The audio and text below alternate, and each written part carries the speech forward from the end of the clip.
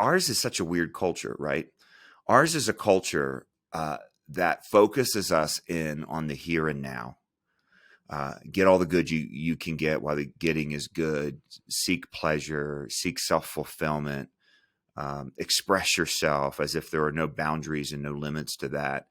But then also removes all of those things from any sort of consequences, which, of course, biblically speaking, and because it's biblically speaking, also reality speaking, the consequences of living that way is death. Sometimes sooner than later. Living for the moment completely distracts you from the fact that there is an eternity. And if you're distracted from the fact that there is an eternity, you're distracted from the fact that there is a God. You might think about God, but you think about God more as something that is there to help you self-actualize, something that you can find by looking within as opposed to looking without. And so this reminder that you are dust and to dust you will return is a reminder that you're a small part of a bigger story. It doesn't mean you're an insignificant part, but you're not the whole thing. You're not the whole story.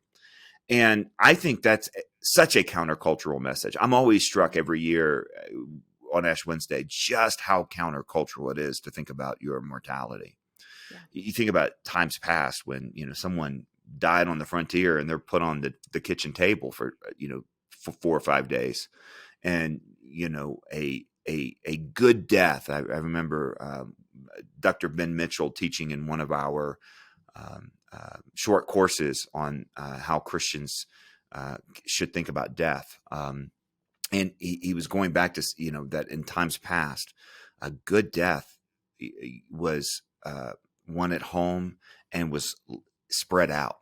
And you kind of think about, that's not how we think about good death as going fast. Like, I want to go fast. I don't want to hurt. I don't want to suffer. Right. But that's a change of kind of living in a hospital age. And trust me, I mean, I'd rather live in a hospital age than not live in a hospital age, but there are things that you trade off. And one of those things that we've traded off is just the awareness that life is short. I mean, we have an incredible life expectancy. We have incredible health for much longer than most people.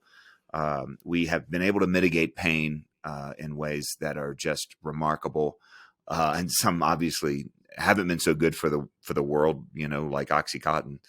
But other ways that we've been able to mitigate pain and care and all that sort of stuff. And just basically, we live a life that can be largely distracted from the fact that there is an eternity, that we are mortal, that we are not all there is. There's so many aspects of this that are so profoundly countercultural. And that, of course, is to introduce then, 40 days of preparation for to remember Holy Week and Easter. Now, why the church calendar has been so important for us, and I look, I'm not one that says this is the only way to do it, but what I do recognize for us is that growing up, sometimes Christmas was made a big deal out of, although it was oftentimes just culturally speaking transformed into the season of stuff. And then, it's winter and it's hard. And then, sports and everything else. And then all of a sudden, like I just remember going, oh, it's Easter this week, which means Palm Sunday wasn't made a ton of sometimes, but usually not a ton of, not made much of sometimes, but not usually made much of. And then it's like, oh, it's Easter. And this is the central event in all of human history. The events of Holy Week are the central event in all of human history.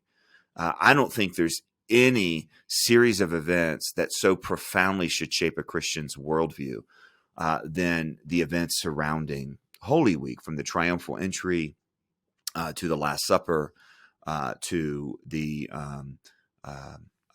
crucifixion, and then the waiting and fear, and then and sadness, and then the resurrection, and then eventually the ascension. You put all that together, and it is a series of profoundly countercultural things that counter our understanding of what it means to be human, counter our understanding of sin and morality, counter our understanding of what we need to be fixed, counter our understanding about who's in charge of the universe. It just goes one by one by one by one. Maundy Thursday, here you have an act of incredible service and love by Jesus, and he says, remember, which is a profound statement, since he was speaking to a group of Jews who'd already been commanded to remember something else, which is the Passover.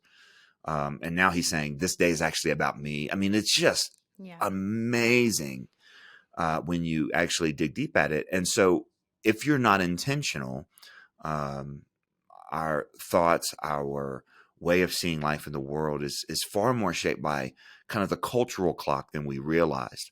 And that's one of the reasons that just stopping and reflecting. So that was the exhortation and the break point for Ash Wednesday is, look, whether you get the imposition of ashes or not, whether somebody looks at you and goes, "You're from dust, to dust you shall return." Maybe just look at your kids and say that to them, or look at your spouse and say that to them, or something. But take some time to ponder mortality. It's something that we don't think about, and it's an important thing to think about.